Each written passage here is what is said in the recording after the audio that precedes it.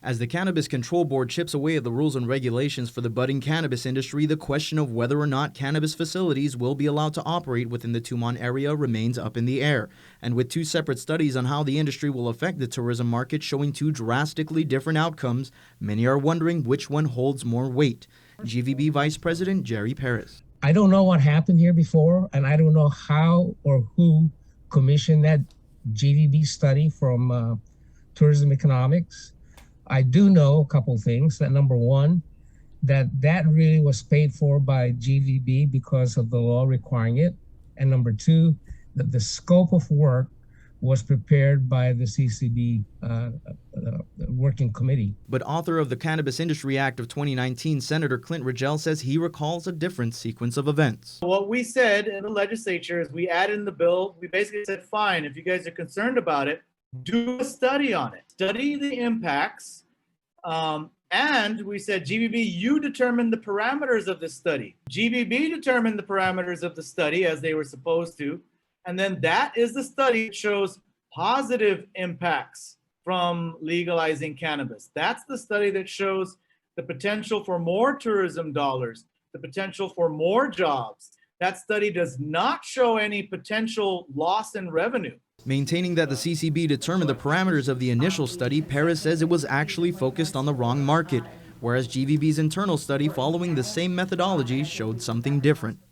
So we did basically the same approach that these guys did. Here's the big difference. The big difference is that their study was underpinned by a framework of U.S. consumers and Western consumers on cannabis, and it's a different consumer market.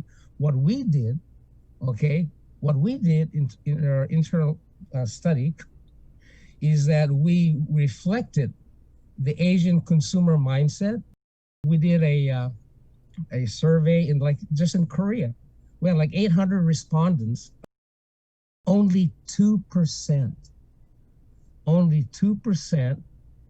said that they were willing to go to a destination that had legalized recreational marijuana. Senator Ridgell says the facts speak otherwise. 2019 was our best year for tourism on record. Best year. In fact, August was the best month of 2019. August, after cannabis was legalized. So if the legalization of cannabis was going to scare away tourists, it would have done it already. But it hasn't. Instead, we had record numbers of tourists after cannabis was legalized, which to me is proof that cannabis will not scare tourists away from Guam. Who is GVB to tell us, the people of Guam, what can and can't be in Tumon as long as it's legal? The law was passed the same year that we had record numbers of arrivals. Therefore, it's not going to hurt tourism. What kind of logic is that? I mean, I leave it to your own conclusion. And it looks like Perez will also be leaving this issue in the hands of the CCB. The CCB has this matter now. Let them do their work. The Cannabis Control Board held a meeting yesterday going over various articles of the rules and regulations overseen by Director of Rev and Tax Daphne Shimzu. The board went into recess with their next meeting scheduled for January 20th.